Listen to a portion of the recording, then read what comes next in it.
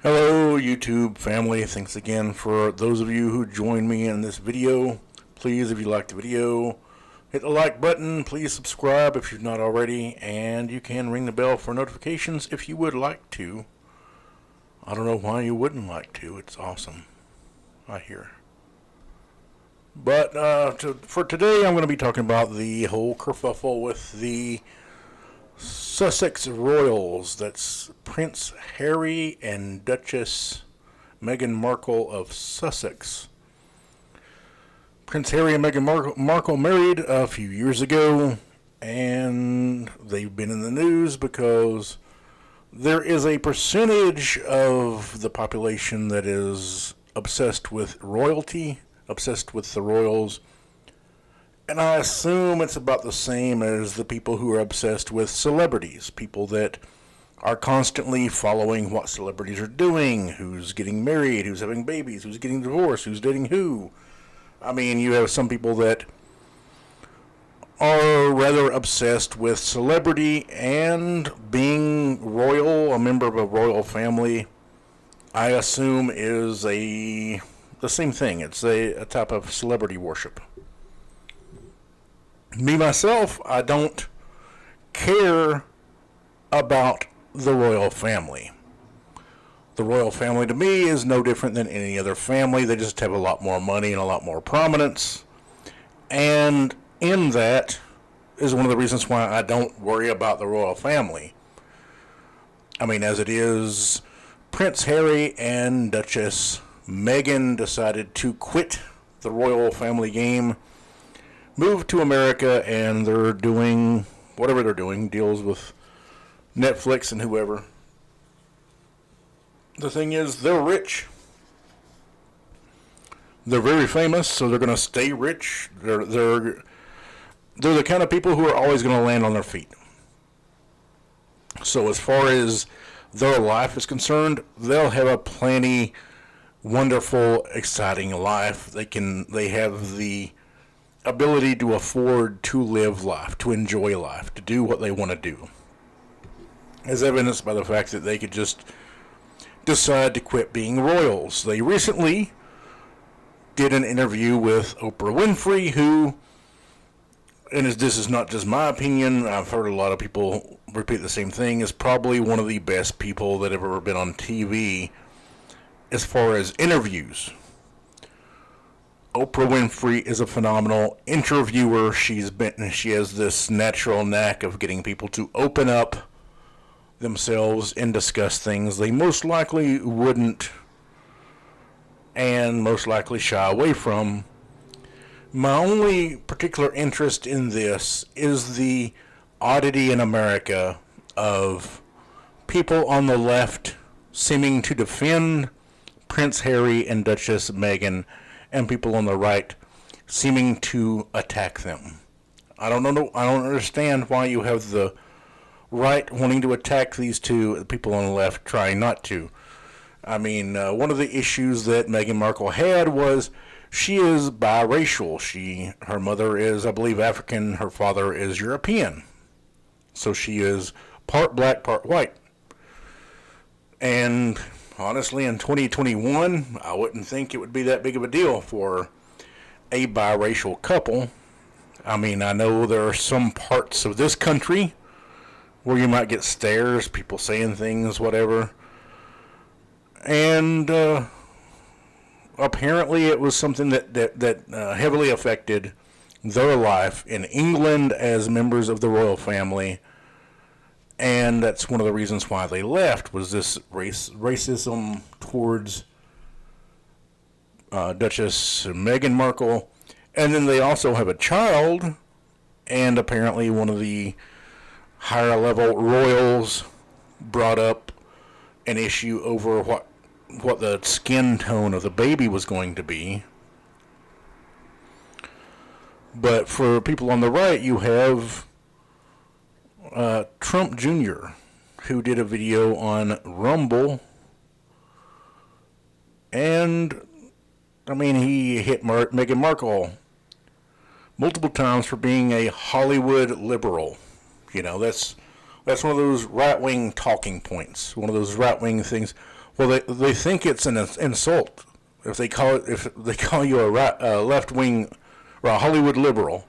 That's an insult. I mean, it means nothing. Meghan Markle had a small acting career before she married Prince Harry, but the whole Hollywood liberal, that's something that people on the right say to excite their base. It's just for the right-wing listeners of them. Another thing is, he said multiple times in his rant on his Rumble video that he doesn't care about this, that he didn't even watch the interview, which at this point I don't believe him when he says he didn't watch it. It seems like he's rather engaged in this. I didn't watch the interview. I've just been seeing all this stuff in the news about the interview, and then all this stuff, people supporting him or attacking him or whatever. And I don't care to see the interview. Like I said, they're wealthy and prominent people. They're going to land on their feet always. I'm not worried about them. And Trump Jr. bragged about meeting the royal family. It was so cool. They were so, I mean, and that is just a Trump thing. I'm sure there are other people that do it, but as far as politics, I don't know that you have all that many politicians that are all that excited or braggadocious about meeting the royal family in any country. There's multiple royal families around the world. I just don't remember any previous presidents or their wives or their kids bragging about meeting the royal family. And then Trump Jr. claims that Prince Harry was brainwashed into some woke reality, which I don't even know what he's talking about there. I mean, woke is this goofy term people use to describe somebody who's politically and socially conscious. But Donald Trump Jr. is none of that. Prince Harry most likely is intelligent enough. I mean, from what little I've seen of him, he seems like a decently intelligent, reasonable guy, young guy.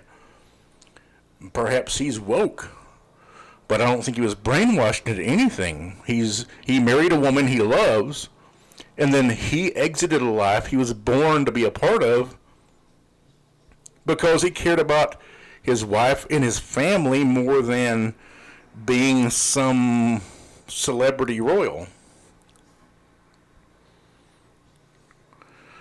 And as I said, Meghan Markle is the Duchess of Sussex. Charlie Kirk of Turning Point USA called Prince Harry a metrosexual beta male in a video.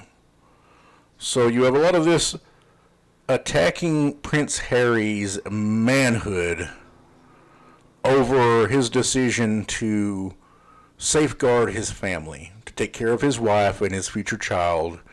And I'm not sure, I don't really know if the child was born before they left the royal family or after they moved to the United States.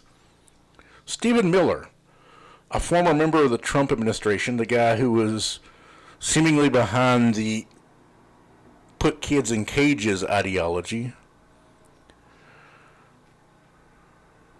tweeted at Meghan Markle that it is not about you, but about your country. It is about service to the UK and Commonwealth. So I guess he was making it out as Meghan Markle was this selfish brat girl who didn't want to be harassed, who didn't want this miserable life of harassment and being a member of the royal family in England. She married a guy who happened to have that connection to the royal family, and it wasn't working for her. I mean, from the outset, honestly, I would assume if you take a biracial person and marry that person into this whiter than white royal family in England, there will be some degree of racism, I would assume. But I don't know. I mean, I've known plenty of families that have people who, if they're not racist in the family, they're at least racially biased. But when it comes to someone in their family marries this other person, they can set that aside and welcome them into the family. It's deeper problems when you can't even set aside your own biases to accept someone who's now a relative.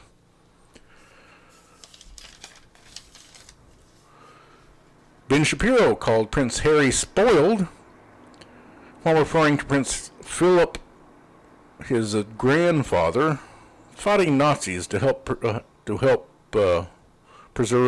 preside over UK during the Cold War and the economic struggles of the 1970s. Now having his grandson, Prince Harry, call the institution a vile repository of bigotry. And it doesn't really matter what Prince Harry's grandfather did. You know, as far as being a member of the royal family, I don't know that he engaged in combat himself. Maybe he did, maybe he didn't. But none of that has anything to do with the way this couple was treated after they went to England. That's completely besides the point. That's, again, Ben Shapiro making an argument about a different conversation. That has nothing to do with what we're talking about here. And a statement from the Queen in England, Queen Elizabeth, where she said the whole family is saddened to learn the full extent of how challenging the last few years have been for Harry and Meghan. The issues raised, particularly that of race, are very concerning. So, I mean, from the Queen, it sounds like she was basically out of the loop. She didn't realize this was going on. People safeguard her from certain types of information, certain amounts of information, and I can see that happening in a situation where you're a queen and you have people constantly that work for you that don't want you to know there are bad things going on in your rule around your family, and particularly that you have a relative now, Prince Harry, who is Queen Elizabeth's grandson, right? Is, married to a woman who's being harassed, who's feeling like the outcast. She's the one that doesn't fit, And the thing that concerned me was she had expressed feelings of suicide, thoughts of suicide, of taking her own life, which anyone should take seriously. I mean, it's a travesty that we have such poor mental health services in this country and around the world. That we have people who get to the F it point. And I've said this about a lot of different things, and everybody has an F it point. The point where you say, just screw it, I'm done. I can't try anymore. I mean, everybody has that point. For a lot of us, we've not gotten to it. For some people, they have gotten at least to the cusp where they considered suicide. As far as things are so sideways, so out of whack from where you wanted them to be. And, you have this situation where I'm assuming she loves Prince Harry, that he's a really nice, upstanding guy that she's happy to be with. But he's attached to this life. That life is making her life horrible, and she didn't want to ask something so severe of her husband that he leave this life he was born to be a part of. But in the end, whether she asked him or whether he asked her, started inquiring about what was wrong, because when you're in an intimate relationship with someone, married to someone in a long-term dating relationship, you know when something's bothering the person that you are with. You know when there's something that's gnawing at their mind, their emotions, feelings, whatever. And at whatever point it was, she opened up to him about the problem she had. He may have been aware of some of it. Like I said, I didn't watch the interview. I don't care about the interview. What I care about primarily is that she had suicidal feelings, and that needs to be discussed. That needs We need to have broader discussions on mental health in this country. We need to have the government subsidizing mental health care in this country, because mental health services are expensive. The average person would go into crippling debt if they had severe mental health resources they had to seek out. And again, with mental health services, you go to a mental health facility and you become stigmatized from that point on. I mean, anyone who's gone in to a mental health facility for having a nervous breakdown or whatever their issue was has gotten stigmatized. And so people start looking at you as, oh, they're crazy. They went to a mental health facility. And it's not helping anything for that. The big thing from this is Meghan Markle felt suicidal, that there was no logical way out. And the way I look at it is, her husband did his job. He protected his wife and his child, and he got them out of that situation. In the end, knowing they will be fine. They will land on their feet. They're rich. They're prominent. They're always going to be able to do fine financially. They will enjoy a nice, happy life. And I'm sure Harry realized at some point, as long as they get out of that life, they'll be fine.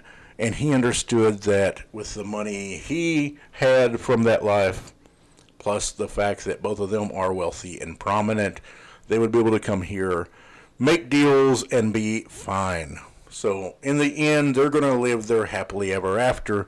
Not everybody will. There are some people who don't get a happily ever after.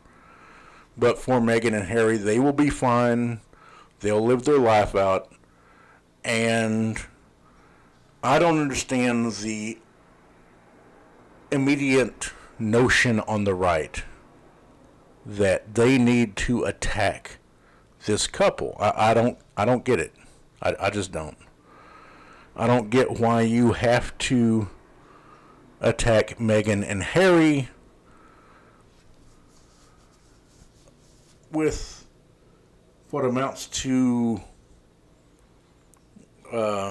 petty complaints. But I have this video to watch. Stand by. The royal family as an institution is rooted in colonialism, white supremacy, and racism. The legacy is right there. So you're now surprised that a comment would have been made by several members of the royal family about how dark Archie's It's not several members, actually. No, you can't spew lies. All right. Harry and Meghan. Are we allowed to engage in any of this? Let me finish. Well, you're not stopping. That Harry and Meghan had the audacity to speak that truth, then you should be at the actual outrage of racism. And I understand that you don't like Meghan Markle. You've made it so clear a number of times on this program, a number of times. And I understand that you've got a personal relationship with Meghan Markle, or had one, and she cut you off. She's entitled to cut you off if she wants to. Has she said anything about you since she cut you off? I don't think she has, but yet you continue to trash her. Okay, I'm done with this. No. Sorry, no. Sorry. So, do you know what? That's pathetic. You can trash me, but not mine. No. See you later. I'm being... Sorry, can't do that. This is absolutely diabolical behaviour. And that was the television anchor, or well, he was a former American television personality, and I don't know exactly why he has such a problem with Meghan Markle, because that seems to be constantly what he's attacking. And supposedly he Piers Morgan had a date with her, apparently. At some point in the past, he's told a story where he wanted a date with her. They went to a bar, had a couple of drinks, and she left, ended up at a party where she met Prince Harry, and they started dating and then got married or something like that. And I don't know if he is the shunned lover. I mean, he seems like this goofy right-wing person that he's wanting to attack her, but like in the second clip, that's two different clips on Joy Reid's MSNBC show that she had put up. And the second clip on the show, the guy's attacking Morgan because he had over and over again attacked Meghan Markle. Like he was just bitter over the fact that she chose a younger, good-looking guy over him or something. I don't know.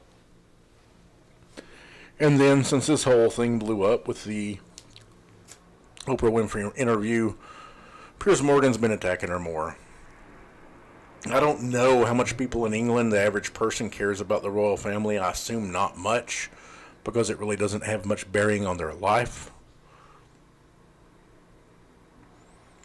And I don't know why Piers Morgan has such a problem with Meghan Markle or any of these people on the right. I mean, you have Fox News, multiple shows. You have Megyn Kelly, the former Fox News, former, wherever she went, NBC, I think, after Fox News, attacking them. And people on the right, for some reason, want to attack these two,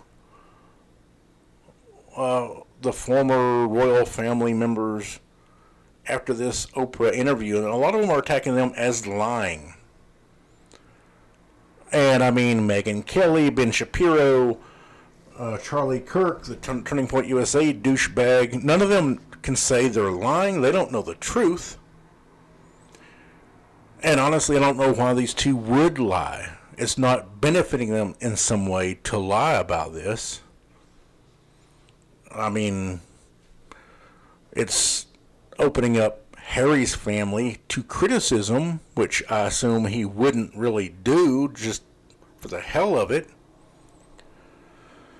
I don't see anything in his past to suggest that he wanted to in some way submarine his family over in England. I mean, they wanted out of the situation they were in. Prince Harry did what any decent guy would do for his wife. Got her out of a bad situation that was causing her mental issues. And brought her to the United States. Now they're living a normal life out. And the people on the right are constantly attacking them over this BS interview. And so what's the reason? Are they attacking Meghan Markle, saying she's a liar because they don't like her? Because she's a former actress from Hollywood? Because she is mixed race? Is it a racial thing? I mean, people on the right are constantly complaining about being called racist, but then they're always seeming to take the most racist position in a debate. And that's what I always point to is, you know, if you don't want to be called racist, don't take the racist position in a debate. I mean, to say that Meghan Markle didn't have the feelings she had, that she didn't deal with the negative attention from the royal family that she says she did, is ludicrous. That someone's going to say, oh, I know it didn't happen because I'm Megyn Kelly, I'm on TV, or I'm Donald Trump Jr., I'm a dumbass that works for my dad. I mean, you had Meghan McCain speak out on it. I mean, Meghan McCain is no different than a royal family member. She's the descendant of former Senator John McCain, and her mom's an heiress to a fortune in Arizona from the business her grandfather owns. I mean, Meghan McCain is just like a royal. Donald Trump Jr. is like a royal. He's, as long as his dad is a billionaire and when he passes away still has anything left, Donald Trump Jr. will inherit whatever part of the fortune he inherits.